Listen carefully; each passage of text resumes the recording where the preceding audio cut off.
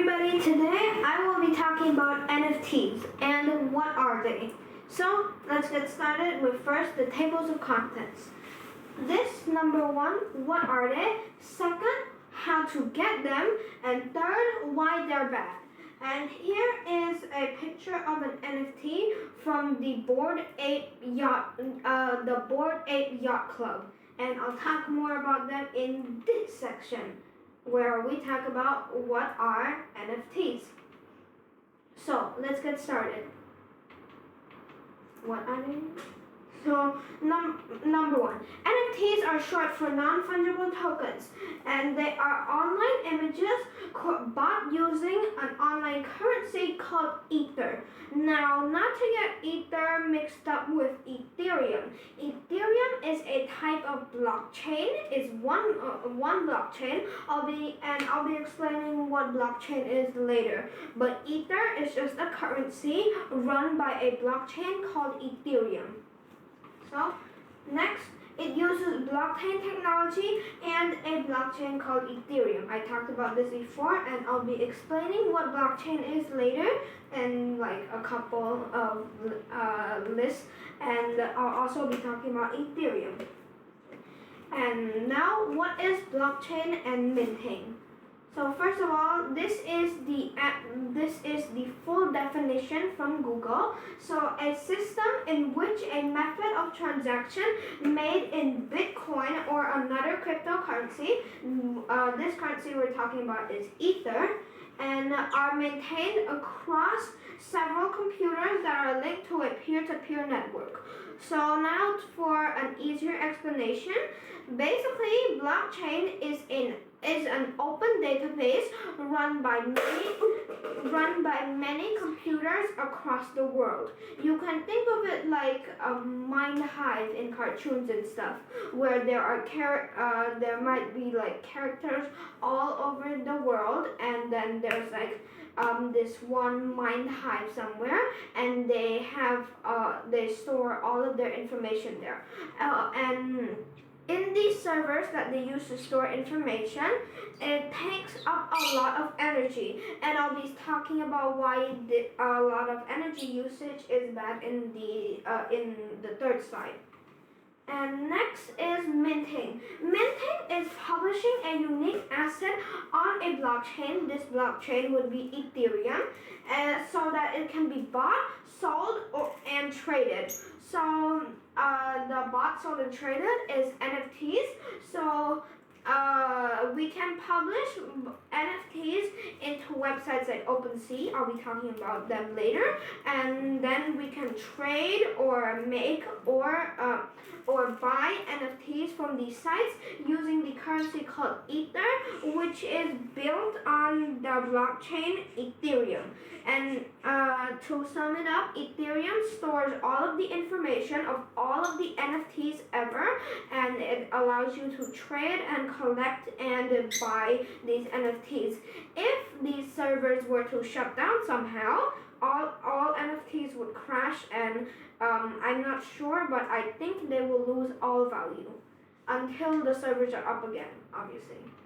And here are some charts I found. This was from yesterday because I made this slide yesterday on October 22. So this is the price of Ether in 1 day. So this is the conversion of Ether to Cambodian riel. Now it's around 5,300,000, and so as you can see, like it was pretty normal at the start, so like around 1 a.m. of yesterday, but then at around 8:20 a.m. the price immediately crashed and fell down. It went down like about 300,000 Cambodian riel. So as buying from a site from the forum, they said buying cryptocurrency, buying Ether is basically like gambling. You'll never know when the price goes up or goes down. Some days it might be really high and your NFT will be worth a lot. or like yesterday when the price really just crashed. So it depends on the circumstance basically. If there is a very famous person talking about NFTs or Bitcoin in general, like how Elon Musk first talked about Bitcoin, the price skyrocketed up. But then when nobody really was using it or nobody was talking about it, it just lost value, just like how it lost value yesterday. I'm not sure about the chart today because I haven't checked. And this is its all-time graph.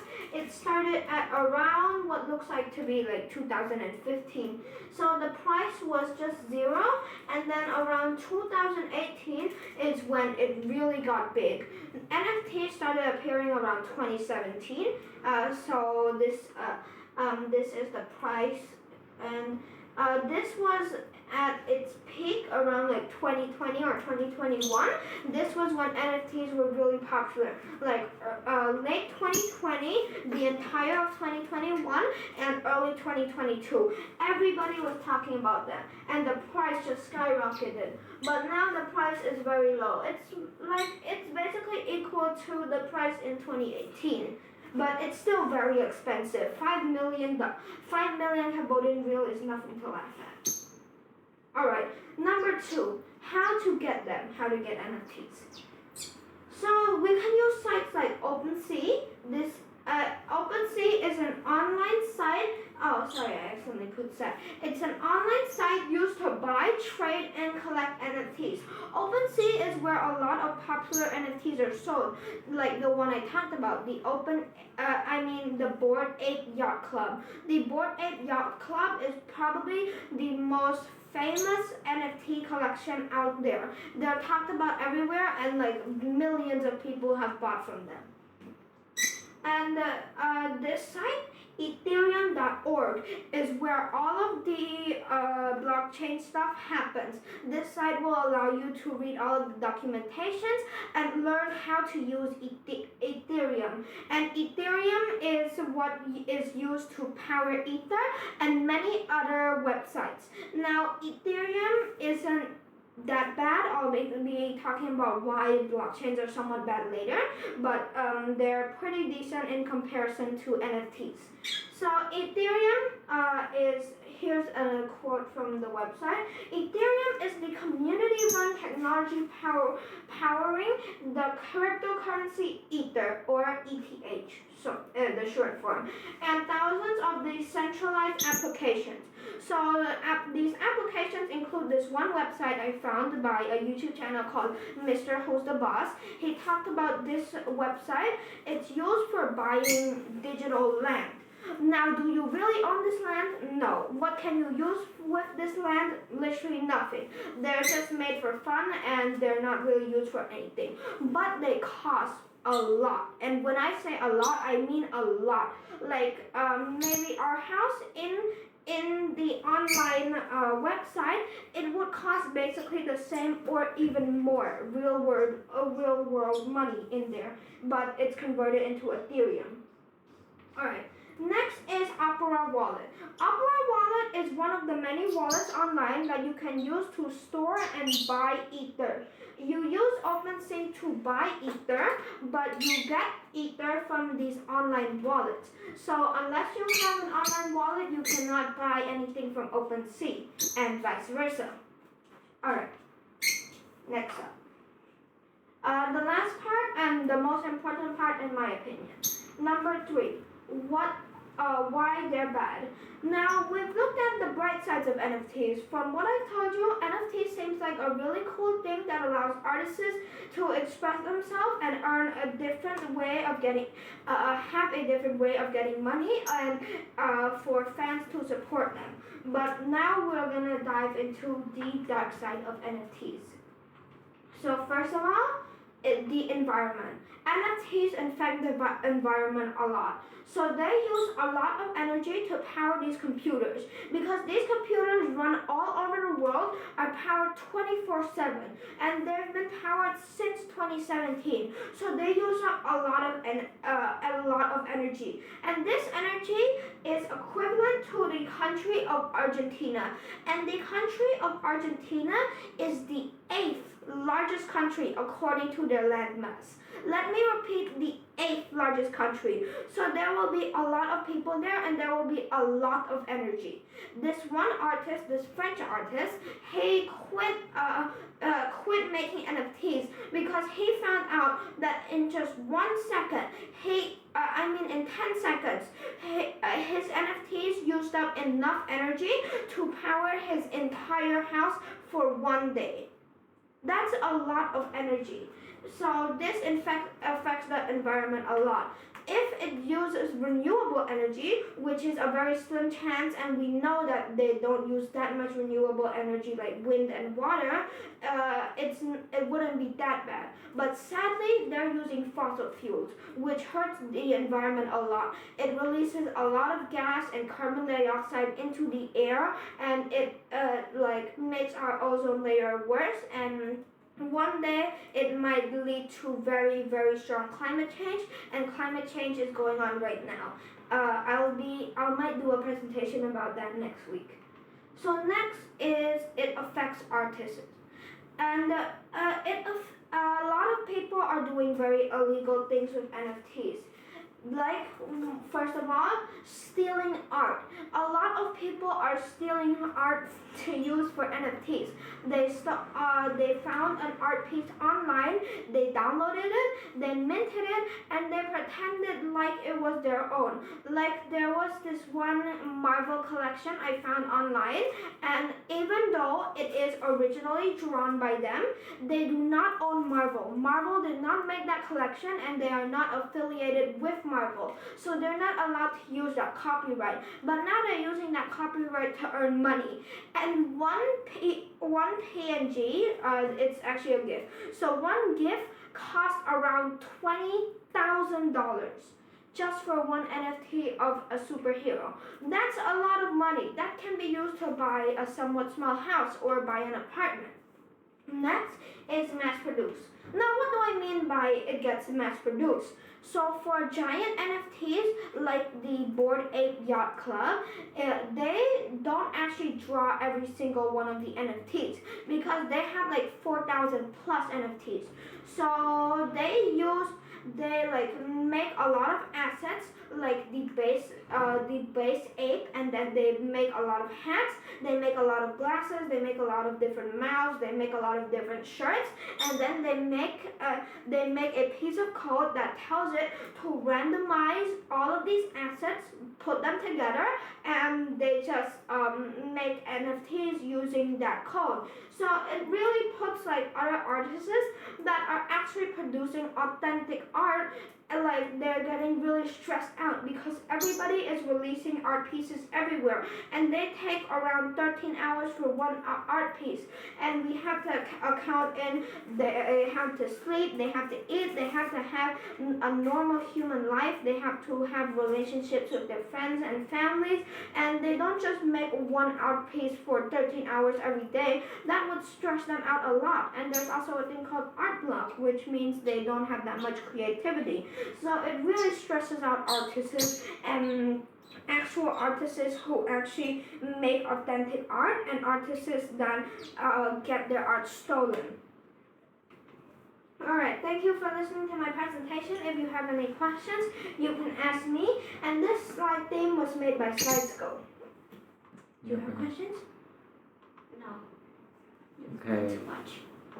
Blockchain is the technology in NFT, right? Yes, not just NFTs, for every single Bitcoin cryptocurrency, for every single cryptocurrency. So there are many cryptocurrencies. Yes, like NFT is one kind of cryptocurrency. No. NFTs is not a cryptocurrency. The cryptocurrency used to buy NFT is Ether.